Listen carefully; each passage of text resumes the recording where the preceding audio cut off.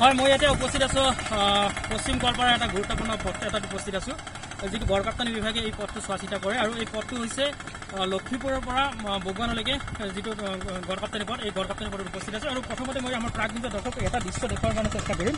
আমাৰ প্ৰাক নিউজৰ দৰ্শকে নিশ্চয় দেখিছে এটা জৰাজীৰ্ণ অৱস্থাত, বিধ্বস্ত অৱস্থাত পৰি ৰোৱা এটা পথ, আৰু পথটো সম্পূৰ্ণৰূপে জহি খহি গৈছে। এই পথটোৰে যাতায়াত আজি দীৰ্ঘদিনৰ পৰাই এই অঞ্চলবাসীয়ে যাতায়াত অব্যাহত ৰাখিছে। এনেধৰণৰ জৰাজীৰ্ণ অৱস্থাত, পৰিত্যক্ত অৱস্থাত পৰি থকা এই পথটোৰে যাতায়াত অব্যাহত ৰাখিছে। এক দীৰ্ঘ ভুগিবলগীয়া হৈছে পথচাৰীয়ে।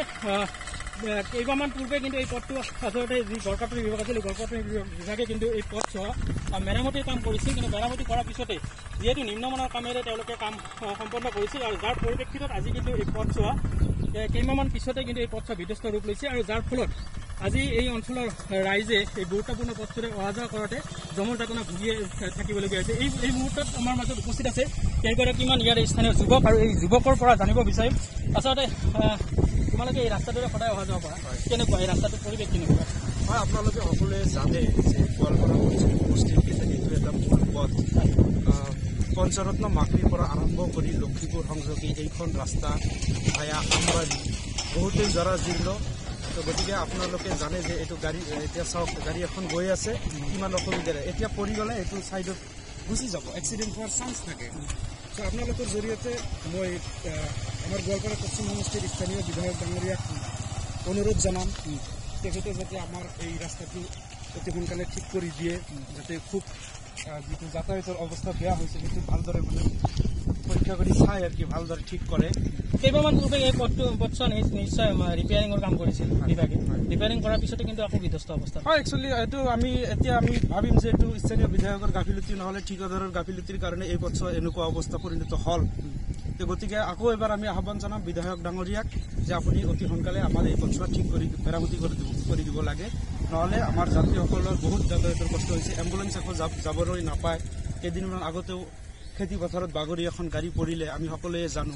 গতিকে এইখিনি আহ্বান থাকিল বিধায়ক মহোদয়লৈ অতি সোনকালে আমাৰ এই ৰাস্তাখন যাতে ভাল কৰি দিয়ে।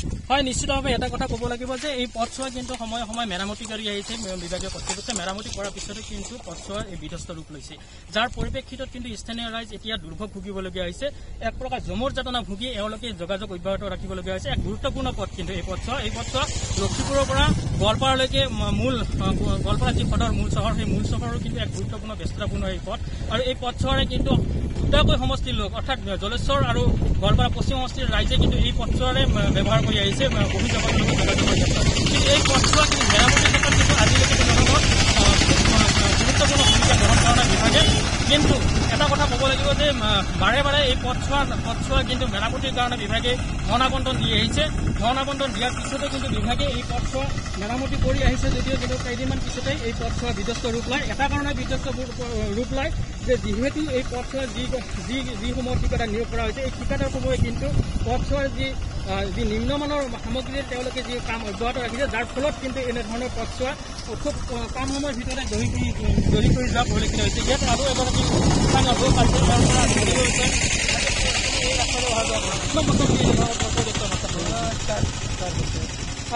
চাৰি বছৰ এনেধৰণৰ অহা যোৱা কৰি আছে। মাজে সময়ে কিন্তু ৰিপেয়াৰিং কৰা দেখা পাওঁ পথছোৱা, নিশ্চয় দেখা পাইছে। তৎক্ষণাত ভাঙি যায়, কি ডাঙৰ যায় বানপানী আহে। আচলতে ঠিকাদাৰবিলাকে ভালকৈ কাম কৰে নেকি আপোনালোকে? ঠিকাদাৰে ভাল কাম কৰে নেকি? হয়, আকৌ এগৰাকী আছে, আচলতে চালক হয়, গাড়ী চলাই আপুনি সদায় অহা যোৱা কৰোঁ মই। কেনেকুৱা পথছোৱা কেনেকুৱা? ঠিক নহয়, ভাঙাচি আছে জেগাই কি ক'ব চৰকাৰক? কি ক'ব নতুন চৰকাৰ এখন আহিছে, কি নটিচ আবেদন জনালোঁ মই ৰাস্তাটো এখন ঠিক হয়। সময়ে সময়ে কিন্তু এই পথছোৱা কিন্তু মেৰামতি কৰে কাম ঠিক নহয়, যাৰ ফলত এনেকুৱা ৰাস্তাটো খাৰাপ হৈ যায়।